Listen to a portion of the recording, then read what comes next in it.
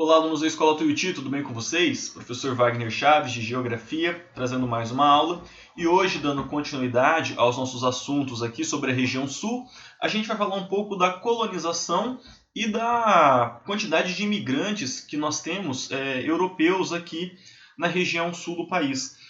No bimestre passado, a gente já fez uma atividade falando sobre populações, onde vocês tinham que fazer a sua árvore genealógica, e muitos de vocês me disseram, estava lá no trabalho, que tinha um bisavô, um tataravô que veio da Espanha, que veio do Japão, que veio da Alemanha, que veio da Itália. E a gente vai entender hoje, em parte, o porquê disso, beleza? Então, pega o seu caderno, pega a sua apostila e me acompanhe em mais essa aula.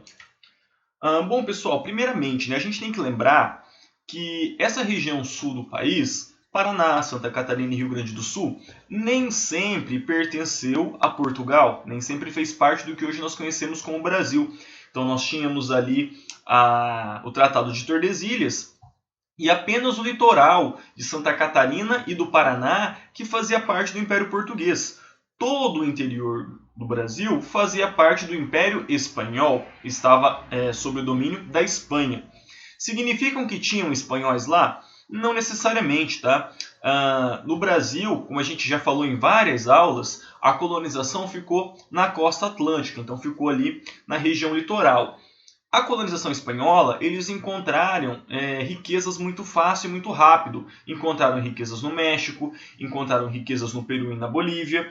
Então, também estava localizado no interior. Acabava que sobrava o quê? Toda essa região amazônica foi pouco colonizada. Toda a região ali do Mato Grosso do Sul, Paraná, nessas áreas a colonização ela foi mais tardia, tá? Mas quando a gente olha para o litoral brasileiro, a gente encontra algumas cidades bem antigas ali do século XVII, que é o caso de Paranaguá, de 1648, é o caso de Curitiba, 1693, é o caso de Florianópolis, 1675. Detalhe, Florianópolis, a cidade, ela se chamava Ilha de Santa Catarina, tá? E ela vai mudar para Florianópolis bem depois, no século XX, finalzinho do século XIX, início do século XX, por conta do Floriano Peixoto, né? Que teve uma revolta que colocou o Floriano Peixoto no poder, e um dos centros do poder do Floriano Peixoto era a Ilha de Santa Catarina, por isso Florianópolis, cidade do Floriano. Beleza? Então vamos continuar aqui, né? No interior do Paraná, Santa Catarina e Rio Grande do Sul, havia missões dos padres jesuítas, que vinham tanto pelo lado de Portugal, quanto pelo lado da Espanha. Tá? E esses padres jesuítas, eles faziam reduções, faziam aldeamentos, faziam pequenas vilas, vilarejos, cidadelas, no interior do que hoje é Paraná e Santa Catarina e Rio Grande do Sul. E lá eles catequizavam os índios, eles alfabetizavam, em alguns casos eles plantavam e faziam a colheita da erva mate, faziam uma pequena agricultura, ou seja, uma maneira de atrair o indígena para a cultura ou espanhola ou portuguesa, tá bom? Aqui próximo de Maringá, a gente tem 2 sítios arqueológicos que eram essas cidades dos jesuítas, tá? A primeira fica em Santo Inácio, ali perto do rio Paranapanema, e a segunda é Fênix, que é onde a minha mãe nasceu, que fica ali perto de Campo Mourão. Tá? Detalhe, pessoal, para quem quiser visitar, não é nada assim, nossa, que lugar fantástico. É um parque bem simples, as ruínas são assim marcas das construções, então não existe nenhuma construção, nenhum prédio grande dessas antigas reduções jesuítas. É mais um lugar que é um sítio arqueológico. Então a Evelyn, que eu sei que gosta de arqueologia, tem esses sítios aqui pertinho, tá? Então, direto tem arqueólogo que está lá fazendo escavação, encontra ferramentas, encontram cerâmicas. Essas 2 perto de Maringá, tá, gente? Tem diversas outras aqui espalhadas pelo Paraná. Eu tenho um antigo professor meu que ele faz mergulho no rio Paranapanema buscando esses artefatos. Então ele encontra cerâmica, encontra ferramentas, utensílios domésticos. É bem interessante mesmo. Porém, se vocês forem lá achando que vai encontrar uma coisa muito grande, muito bonita, não. Tá? São pequenos museus, E no caso aqui que vocês estão vendo, é o Parque de Vila Rica do Espírito Santo, que era uma antiga cidade jesuíta. Ela foi destruída e quando ela foi reconstruída, surgiu com o nome de Fênix, a ave que renasce. Tá? São coisas bem simples, tá, gente? Então, quem for para lá achando que vai encontrar grandes construções, não é bem o caso. Porém, no Rio Grande do Sul, a gente tem uma série de complexos arquitetônicos chamados Sete Povos das Missões. Tá? Envolve lugares no Rio Grande do Sul, tem no Paraguai, tem na Argentina, tem no Uruguai. Aí lá sim vocês vão encontrar essas construções, essas obras maiores. Tá? Essa fotografia que vocês estão vendo é da redução de São Miguel Arcanjo, no Rio Grande do Sul. Aí vocês conseguem ver como que eram as construções do período, né? Ela é uma ruína daquele período. Então isso é bem interessante, que infelizmente nós não temos aqui no Paraná. O que nós temos é bem mais simples. Mas Rio Grande do Sul tem bastante, a Argentina tem bastante, tem algumas no Paraguai e tem também no Uruguai. Lembrando, pessoal, o Uruguai, durante um tempo, ele pertenceu ao Brasil com o nome de Cisplatina. Tá? Depois houve uma guerra envolvendo o Brasil e a Argentina. Pelo domínio da Cisplatina, no final ela não ficou com ninguém. Se tornou um país independente, que foi o Uruguai.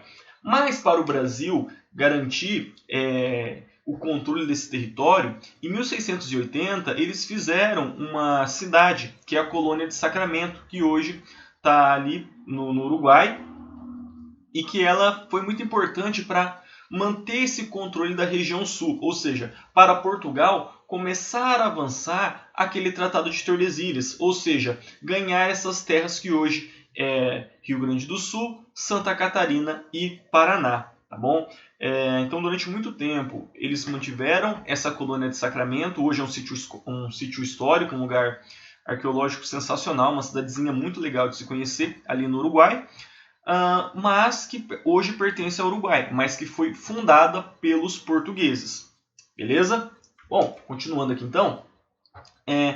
Então, com esse processo da criação da colônia de Sacramento, com o Portugal cada vez mais invadindo esse Tratado de Tordesilhas, conquistando essas terras a oeste, ele precisava do quê? Pessoas para ocupar essa terra.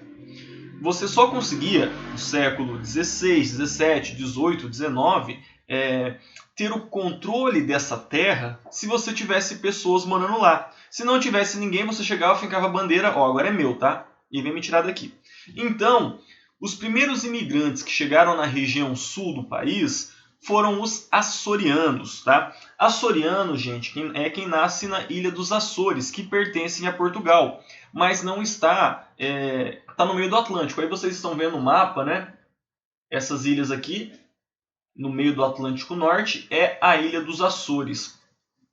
Então, os primeiros imigrantes da região sul chegaram no Rio Grande do Sul e vieram dessas ilhas, dos Açores, os imigrantes açorianos, tá bom? E depois aí vieram espanhóis, vieram sobretudo italianos e alemães aqui para essa região. Agora, pessoal, uma coisa que tinha aqui no norte, na região sul, era a pequena propriedade. Tá? A gente falou um pouco lá da região sudeste, do imigrante italiano, do imigrante alemão, do imigrante japonês, que chegava no Porto de Santos, já tinha o trabalho certo lá nas lavouras de café de São Paulo. Então ele chegava no porto, já era destinado ao seu trabalho. Lá ele estava trabalhando para uma grande propriedade, para um produto de exportação. Ele trabalhava num latifúndio, terrenos grandes, e a gente já cansou de ver isso esse ano, tá bom? Agora, os imigrantes que vinham aqui para a região sul, Paraná, Santa Catarina, Rio Grande do Sul, eles tinham a sua pequena propriedade, tá? Então era um minifúndio. E dentro dessas pequenas propriedades, eles trabalhavam em quê? Na produção de subsistência. Não produziam café. Até porque se a gente começar a plantar café muito ao sul, ele não dá, tá? Então ali em Curitiba não se planta mais café. Não tem como. O café morre por conta do frio. Então eles plantavam o quê? Plantavam o arroz, plantavam hortifruti, verduras, plantavam cultivavam a erva mate, tinha produção de porcos, produção de gado leiteiro para fabricação de leite. Então era uma agricultura muito mais de subsistência. Não era aquela agricultura de exportação que acontecia em São Paulo. A propriedade era pequena, não era o latifúndio lá de São Paulo. E com isso, com essas pequenas propriedades, começam a se formar alguns núcleos familiares de determinados imigrantes. Tá? Esses imigrantes, como eles chegavam aqui? Eles não falavam português, eles não sabiam nada do que era o Brasil. Como que você vai viver nesse ambiente? Não tinha Google Tradutor, não tinha celular. Então, eles se juntavam em alguns grupos, formavam pequenos vilarejos e posteriormente pequenas cidades. Tá? Antes de prosseguir, pessoal, eu só lembrar uma coisa para vocês. Japão, Itália e Alemanha, que são 3 grupos de imigrantes que vieram aos montes para o Brasil, durante a Segunda Guerra Mundial, 1939-1945, faziam parte do eixo. E o Brasil lutou ao lado dos aliados, não é? Então, Alemanha, Itália e Japão eram inimigos do Brasil. Durante esse período, houve perseguição desses imigrantes aqui. Tá? Perseguição não no sentido de impedir que eles trabalhassem, expulsar ou matar, mas é no sentido de você está no Brasil, você tem que falar o português. Tinha uma coisa nacionalista muito forte, na época era o Estado Novo do Getúlio Vargas. Então, nas escolas não poderiam falar outro idioma, além do idioma português. Esses imigrantes, fora do seu ambiente familiar, não falavam outras línguas, falavam só o português. E aí, na sua comunidade, na sua casa, aí sim eles falavam a sua língua natal, seja o japonês, seja o alemão, tá passando um carro, seja o português, seja o alemão, seja o italiano. A minha companheira, ela é descendente de japoneses e a batiã dela, a avó dela, comenta isso. Né? Ela chegava aqui, tinha todo mundo um receio, porque o que esse japonês está fazendo aqui? Não poderia falar a língua deles, então ela ensinava o japonês, mas uma coisa muito escondida. Beleza? Porém, esses núcleos eles se tornaram muito fortes.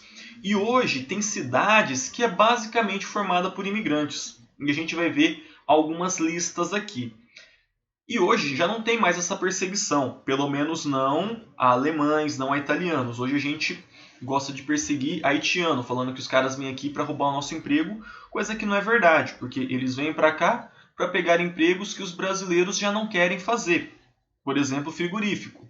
Então, serviços mal remunerados, que de modo geral a população já não quer pegar, eles vão lá e pegam esses serviços. A mesma coisa do imigrante brasileiro que vai para os Estados Unidos ou que vai para a Europa.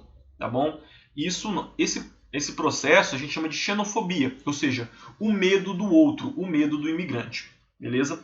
Mas voltando aqui, nós temos hoje núcleos, cidades, que são formadas por imigrantes e mantêm tradições, mantêm costumes, mantêm alguns festejos, mantêm algumas arquiteturas. Vocês estão olhando essa foto aqui, mas lembrando, pessoal, essas imagens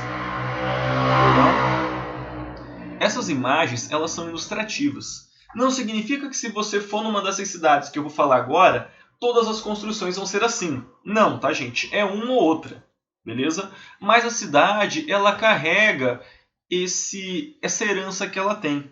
Beleza? Tem cidades no Rio Grande do Sul que o ensino público ensina a língua portuguesa e a língua alemã. Porque toda a população é de origem alemã. Então, não faz sentido você não ensinar essa língua, faz parte da cultura deles, beleza? Então, nessas cidades, o imigrante ainda é uma coisa muito, muito presente. Tem uma cidade aqui no Paraná, que é a colônia de Witmarsum, né? Quando você conversa com eles, eles falam em português com você. Você vira as costas, entre eles só falam em alemão. Tá? Eles só casam entre si também, de modo de manter a cultura deles uma coisa quase que intocada. Isso gera alguns problemas também. Tá? Tem um caso, como eu já falei para vocês, eu trabalhei em museu e uma vez a gente organizou uma exposição sobre algumas etnias que vieram para cá, e eu mencionei até o caso da Polônia, que o Brasil falou que ia fazer uma ponte do Brasil até Polônia, para não ter que pegar o barco, né? Coisa que é impossível. Esse senhor, ele voltou para a Polônia, e ele sabia falar polonês, e ele falou, eu não entendi nada do que eles falavam, porque a língua, ela vai mudando, né? Pega um livro do Machado de Assis, Vós-me-se, Vossa Mercê, século XIX, o polonês que esse senhor falava era o que ele aprendeu com o pai, com o avô lá do século XIX. Então a língua, ela vai mudando. Ele falou que chegou lá, não entendeu absolutamente nada. Então essas escolas inclusive para ensinar o idioma moderno, né, que nós temos hoje. Mas vamos continuar aqui então. Primeiro, pessoal, vamos falar dos alemães, tá? Os alemães, eles se instalaram, sobretudo no Rio Grande do Sul e Santa Catarina. Eu selecionei algumas cidades aqui, né? Que é São Leopoldo e Novo Hamburgo, no Rio Grande do Sul. Em muitos casos, o nome das cidades tem a ver com o nome das cidades que eles vieram lá da Alemanha, tá? Hamburgo, por exemplo, é uma cidade muito importante da Alemanha, beleza? E em Santa Catarina, eles se localizaram, então se fixaram em Joinville e em Blumenau. Blumenau, gente, que tem a maior Oktoberfest fora da Alemanha. Oktoberfest é uma festa típica da Alemanha, que acontece todo mês de outubro, outubro. É bem famosa por vender muita cerveja, pelas danças típicas, comida e tudo mais. E fora da Alemanha, a maior festa desse gênero é em Blumenau. E aí vocês estão vendo uma fotografia da cidade, todo mundo vestido a caráter e tudo mais, beleza? Italiano, gente. Os italianos, eles ocuparam também... aliás, a imigração italiana no Brasil foi muito grande. Então tem Santa Catarina, Rio Grande do Sul, Paraná, São Paulo, em vários lugares. Especificamente aqui na região sul, eles se fixaram em Garibaldi, Bento Gonçalves e Gramado. Em Santa Catarina, em Criciúma, Lauro Miller e Uruçanga. Nessas cidades de colonização italiana, a gente tem uma atividade muito famosa, que é a atividade vinícola, fabricação de vinhos. Os melhores vinhos do Brasil, eles são produzidos ali na região sul, Serra Gaúcha. Por quê? Não é à toa, gente. Os italianos estão há séculos fazendo bons vinhos, vieram para cá, trazem essa bagagem, trazem essa herança, trazem essa cultura. Começam a plantar as parreiras aqui, as videiras, e passam a fazer o vinho. Agora observem, pessoal, que nós temos foto de Bento Gonçalves, tá? Vejam que a cidade é uma cidade normal, tem os prédios igual qualquer cidade aqui do Brasil. Como eu mencionei, algumas construções vão ter essa característica europeia. Não são todas, tá? E quando você entra na cidade, tem esse pórtico aqui, que é essa entrada, que lembra um barril de vinho, um tonel de vinho, porque a região realmente produz muito vinho, né? E do lado, as uvas, que é a matéria-prima para a fabricação desse vinho. Além de italianos e alemães, a gente tem diversas outras etnias, outros povos que vieram aqui para a região sul, como, por exemplo, ucranianos. Tá? Os ucranianos, eles fizeram sua principal colônia, sua principal cidade, ali próximo de Guarapuava, aqui mesmo no Paraná, na cidade de Prudentópolis. Tá? Eu, inclusive, tenho aqui... Nem estava pensando nisso para aula, mas agora eu vou pegar. Tá? Isso aqui, gente, acho que vocês já fizeram na aula de artes, que é uma peçanca. Tá? É um ovo de galinha que ele é pintado à mão e é típico de se dar para as pessoas na época da Páscoa lá na Ucrânia. Tá? E eu tenho uma peçanquinha aqui. Deixa eu deixar ela aqui, cuidado para não quebrar. Perdão.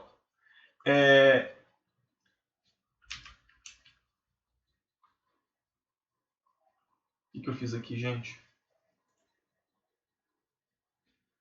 Voltei. Tá? Bom, então na cidade de Prudentópolis nós temos muitos ucranianos. Na cidade de Castro, aqui no Paraná também, a gente tem uma colonização holandesa. Então observem essa foto aí de um moinho de vento, que é uma paisagem típica da Holanda.